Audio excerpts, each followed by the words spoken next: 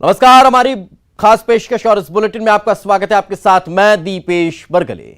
Niwari mission Prahlad को बचाने की जो जंग है वो लगातार जारी है। 30 घंटे से ज्यादा का वक्त गुजर चुका है, लेकिन मासूम प्रहलाद अभी भी बोरवेल में फंसा हुआ है। सांसों की डोर ने उम्मीदों का दामन नहीं छोड़ा है। यही वजह है कि प्रहलाद के लिए प्रार्थनाओं का दौर लगातार जारी है। इधर सेना और एनडीआरएफ ने भी मोर्चा संभाल रखा है। हर कोई अपनी अपनी तरफ से हर मुमकिन कोशिश कर रहा है ताकि प्रहलाद को सही सलामत बोरवेल से निकाला जा सके, ताकि प्रहलाद फिर से हमारे बीच आकर हंस सके, मुस्कुरा सके। तो निवाड़ी के सतपुरा गांव में बोरवेल में गिरे मासूम को बाहर निकालने के लिए रेस्क्यू ऑपरेशन लगातार जारी है।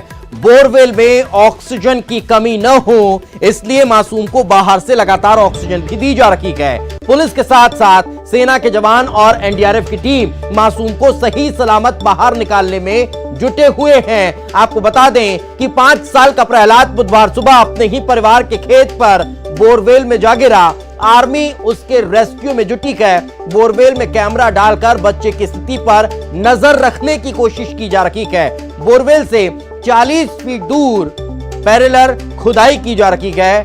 अनुमान है कि बच्चा 50-60 फीट नीचे फंसा हो सकता है। रेस्क्यू टीम को उम्मीद है कि कुछ घंटे में बच्चे को निकाल लिया जाएगा।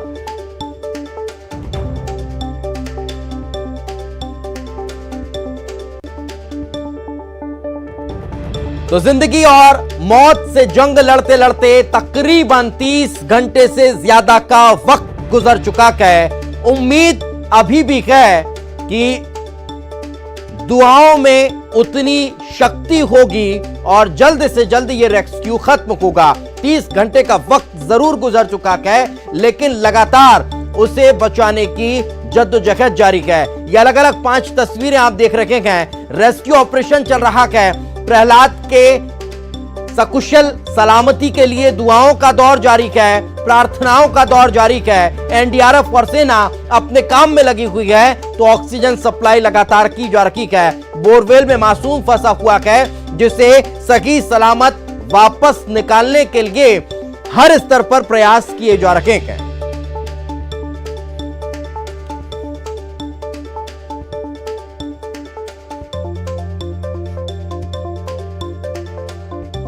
प्रहलाद को बोरवेल में फंसे हुए लगभग 30 घंटे से ऊपर हो चुके हैं और प्रहलाद को निकालने के लिए कवायद अभी जारी है। आप देख रहे हैं कि अब रात भी हो चुकी है, लेकिन जेसीबी मशीनें लगातार चल रही हैं। पिछले 24 घंटे से लगातार गड्ढे को खोदने का काम जारी है और लगातार जेसीबी मशीनें हैं वो खुदाई कर रही हैं। 60 फीट तक खुदाई की जानी है और 55 फीट तक लगभग खुदाई हो चुकी है। रात में भी पूरी तरह रेस्क्यू जारी रहेगा और जो प्रहलाद बोरवेल में फंसा हुआ है, लगभग 30 घंटे से अधिक का समय बीत चुका है। प्रहलाद को ऑक्सीजन जो लगातार दी जा रही है ताकि प्रहलाद किसी भी तरह अपनी ज़िंदगी ना हार सके, और ज़िंदगी और मौत के बीच प्रहलाद अभी भी जूझ रहा है। एनडीआरएफ और आर्मी की टीम लगातार लगी हुई है और पूरी तरह मॉनिटरिंग कर रही है। आर्मी और एनडीआरएफ की टीम पूरी तरह सर्चिंग जो प्रहलाद है जो बोरवेल में फंसा हुआ है उसका सक्सेसफुल रेस्क्यू करने की कोशिश करेगी। राजीव रावत, न्यूज़ 18, टीकमगढ़।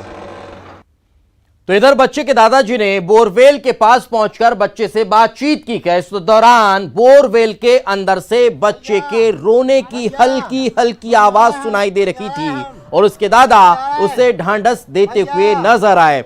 वह स्थानीय बुंदेली भाषा में बच्चे से बात कर रहे हैं। चलिए आपको भी सुनवाते हैं।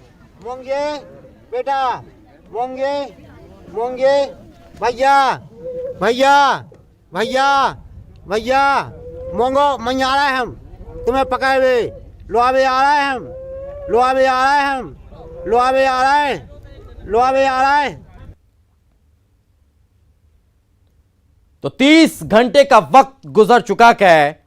उस परिवार के बारे में सोचिए जिसे पता है कि उसका बच्चा इस गड्ढे में है, लेकिन वो कर कुछ नहीं पा रहा है। और यही वजह है कि अब अपील हम आपसे कर रहे हैं कि दुआएं करिए, और सिर्फ दुआएं ही रंग ला सकती हैं जो इस बच्चे को जल्द से जल्द सही सलामत ऊपर वापस निकाला जा सकता है। हमारे सहयोगी राजीव लगातार वहां पर बने हुए हैं, डटे हुए हैं और पल पल की अपडेट आप तक पहुंचा रखे हैं। राजीव, फिलहाल क्या ताजा जानकारी, कितना और वक्त लगने वाला है, रेस्क्यू में किस तरह की तेजी देखने को मिली है?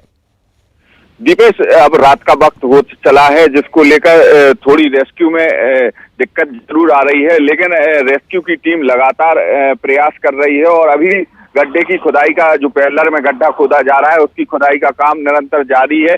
लगभग 55 फीट जो पेलर में गड्ढा खोदा जा रहा है वो खुद चुका है और करीब 5 से 7 फीट और इसको खोदा जाना है। इसके बाद उसमें टर्मिनल बनाई जाएगी, जिसमें पाइप डालकर धीरे धीरे उसमें पाइप डाला जाएगा ताकि मिट्टी ऊपर से धसक ना जाए और जो उस टर्मिनल में उस बच्चे का रेस्क्यू करेगा उसको किसी भी प्रकार की क्षति ना हो, इसका भी पूरा ध्यान रखा जाएगा, जिसको लेकर पूरी प्लानिंग की जा रही है। लेकिन इस पूरे रेस्क्यू ऑपरेशन में थोड़ा वक्त और लग सकता है, संभवतः हो सकता है कि रात भी बीत सकती है। दीपेश, बिल्कुल, लेकिन राजीव एक सवाल ये समझना चाहेंगे कि क्या कोई दिक्कत है, क्या कोई टेक्निकल फॉल्ट है जिसकी वजह से सीसीटीवी नहीं जा पाया है और बच्चे की कोई हरकत अभी तक का कैमरे में कैद नहीं हुई, कैप्चर नहीं हुई है? क्या इसको लेकर कोई अधिकारी कुछ कह पा रहे हैं? दीपेश, जो आर्मी की टीम है, सबसे पहले आर्मी की टीम है, यहाँ मौके पर पहुंची और रेस्क्यू आर्मी के जवानों ने जारी कर दिया था और सबसे पहले बच्चे को ऑक्सीजन दी गई और उसके बाद उसमें सीसीटीवी कैमरा डाला गया। बच्चे की तस्वीर है जो लगातार आर्मी के जो जवान हैं वो देख रहे हैं, उसकी मॉनिटरिंग कर रहे हैं। बच्चा 60 फीट तक के बीच में अभी फंसा हुआ है। तभी सीसीटीवी कैमरे के माध्यम से बच्चे की एक्चुअली पोजीशन पता चली कि आखिर बच्चा किस कंडीशन में है और कहाँ तक फंसा हुआ है। पूरी प्लानिंग के बाद फिर जो पेलर में एक और गड्ढा है, वो बड़ा सा गड्ढा खोदा जा रहा है, उसमें फिर टर्मिनल बनाई जाएगी, टर्मिनल में धीरे धीरे पाइप डाले जाएंगे और उसके बाद पूरा रेस्क्यू सक्सेसफुल होगा। इस पूरी प्रक्रिया में अभी और वक्त लग सकता है, वक्त और लग सकता है, लेकिन वक्त के साथ साथ दुआओं की बेहद आवश्यकता है और वही अपील लगातार हम आपसे कर रहे हैं कि प्रहलाद को बचाने के लिए दुआएं आप लगातार करते रहिए, क्योंकि आपकी दुआओं का ही असर है जो प्रहलाद अभी तक सही सलामत है और उसे सही सलामत वापस ऊपर लाने के लिए, उसे निकालने के लिए जद्दोजहद चल रही है। बहुत बहुत शुक्रिया राजीव, लगातार आप बने रखें, पल पल की अपडेट हम आपसे लेते रहेंगे। आगे बढ़ते हैं। सीएम शिवराज सिंह चौहान ने आज भोपाल में पार्टी के नेताओं और कार्यकर्ताओं के साथ लंच किया और उपचुनाव के नतीजों को लेकर मंथन किया गया। सीएम ने कहा कि हमारी सरकार थी, है और आगे भी रहेगी। 10 नवंबर को नतीजे हमारे पक्ष में ही आएंगे।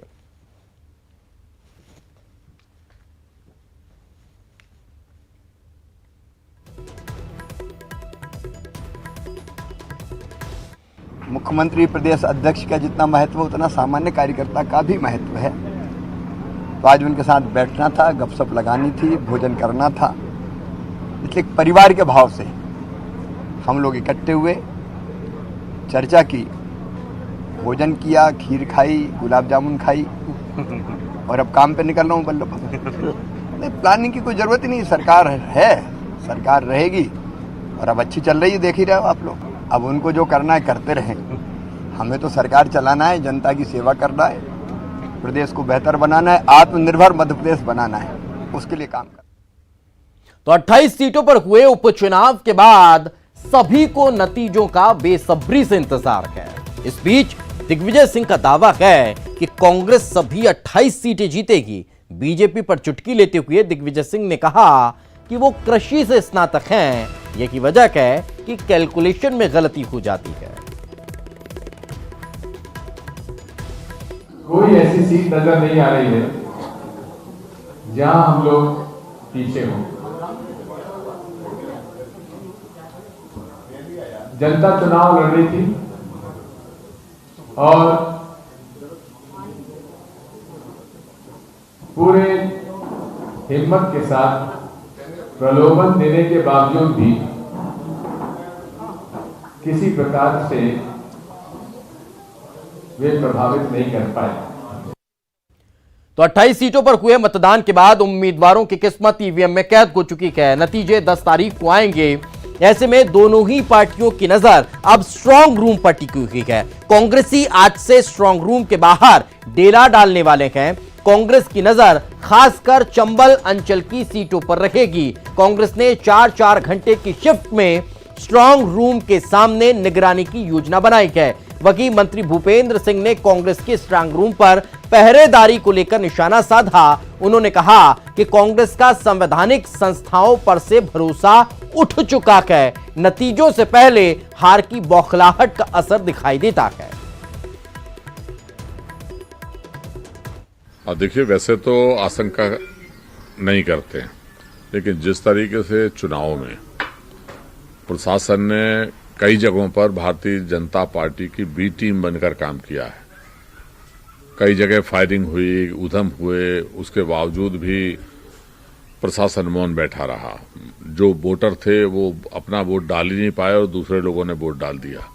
मजबूरी है कि जो भी जहां पेटियां रखी गई हैं वहां पर उनकी सुरक्षा सरकार जो करेगी। हर पार्टी के लोग भी अपने तरीके से अपने लोगों को बिठाया है, बाकायदा परमिशन ली है, पास बनवाए हैं, ताकि वो गारंटी रहे कि हाँ पेटियां सुरक्षित रहें। देखिए, हर चुनाव के पहले कांग्रेस इस तरह का नाटक करती है, जबकि वो सब चीज़ें जानते हैं कि सिस्टम इतना फुल प्रूफ है कि उसमें कहीं कोई गुंजाइश किसी प्रकार की होती नहीं है। और कांग्रेस हमेशा चुनाव के पहले इस तरह का नाटक करती है, तो एक ये नाटक है और कुछ नहीं, इसके अलावा इसमें और उसका कोई मतलब नहीं है। कांग्रेस नाटक कर रही है और उन्होंने अपनी इस सब से ये लगता है कि वो अपनी हार को स्वीकार कर रहे हैं और अब चुनाव आयोग, ईवीएम, प्रशासन, इस सब पे वो आरोप लगाना उन्होंने। इसी तरह फ्रांस के राष्ट्रपति के खिलाफ विरोध प्रदर्शन का आयोजन करने वाले कांग्रेस विधायक आरिफ मसूद के खिलाफ बड़ी कार्रवाई की गई है। भोपाल नगर निगम ने इंदिरा प्रियदर्शनी कॉलेज में कांग्रेस विधायक आरिफ मसूद के 4 अवैध निर्माण को तोड़ दिया है। नगर निगम ने खानू गांव स्थित बड़े तालाब के कैचमेंट एरिया में निर्मित बिल्डिंगों पर कार्रवाई की है। आपको बता दें कि भोपाल मध्य विधानसभा क्षेत्र से कांग्रेस विधायक आरिफ मसूद के खिलाफ एफआईआर दर्ज की गई थी। आरिफ मसूद ने 29 अक्टूबर को फ्रांस के राष्ट्रपति मैक्रों के खिलाफ भोपाल के इकबाल मैदान में एक बड़ा प्रदर्शन किया था। उस प्रदर्शन की अगुवाई की थी जिसमें हजारों लोगों की भीड़ इकट्ठा हुई थी।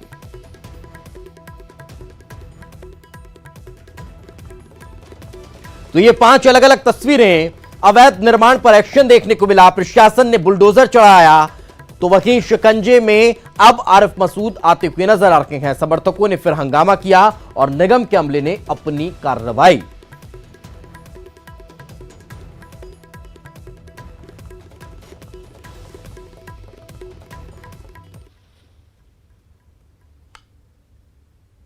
मुझे कल रात में एक प्रेस के जरिए पता चला कि मेरे ऊपर एक धारा और एक मुकदमा दायर कर दिया अलग से 153 का।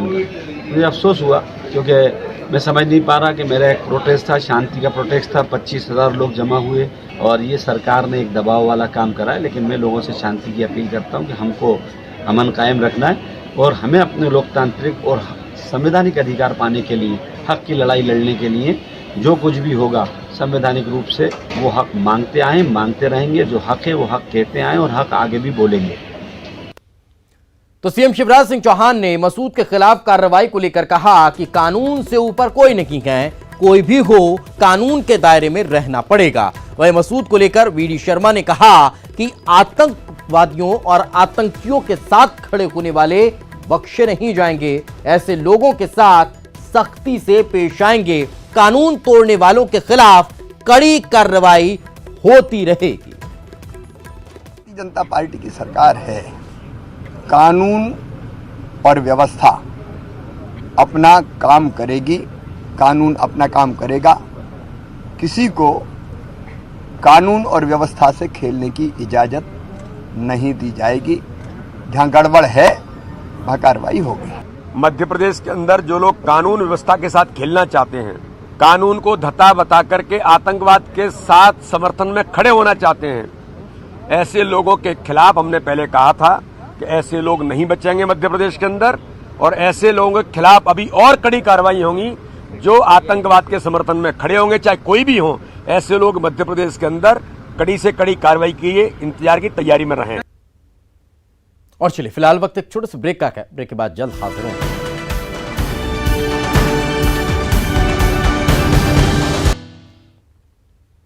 ब्रेक के बाद आपका स्वागत है। निजी स्कूलों द्वारा की जा रही मनमानी फीस वसूली को लेकर जबलपुर हाईकोर्ट ने बड़ा आदेश सुनाया है।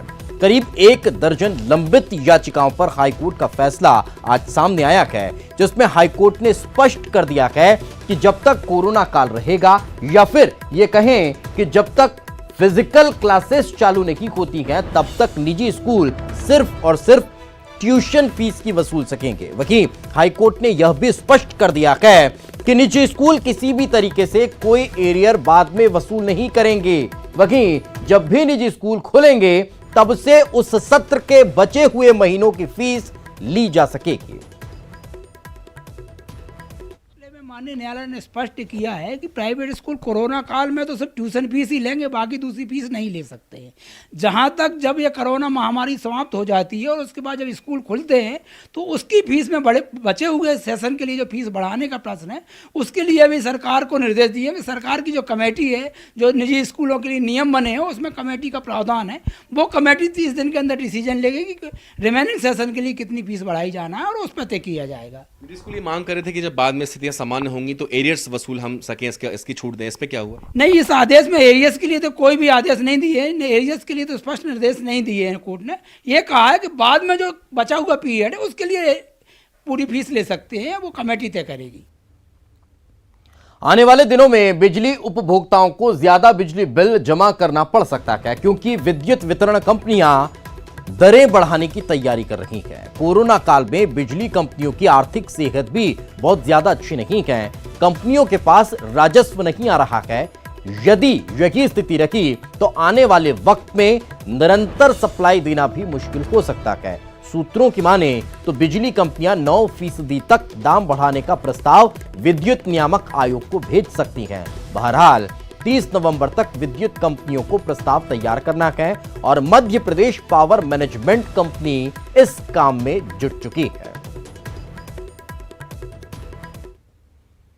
अब बात पन्ना में मिले बेशकीमती हीरे की। पन्ना में फिर रातों रात एक मजदूर लखपति बन चुका है। बेशकीमती हीरा मिलने से फिर एक मजदूर की किस्मत बदल गई है। मजदूर संदीप को खुदाई के दौरान 6 कैरेट 92 सेंट का हीरा मिला, जिसकी कीमत 30 लाख से ज्यादा बताई जा रही है। जो हीरा संदीप को मिला है वो उज्जवल क्वालिटी का है, जिससे उसे अच्छी कीमत मिलने की उम्मीद है।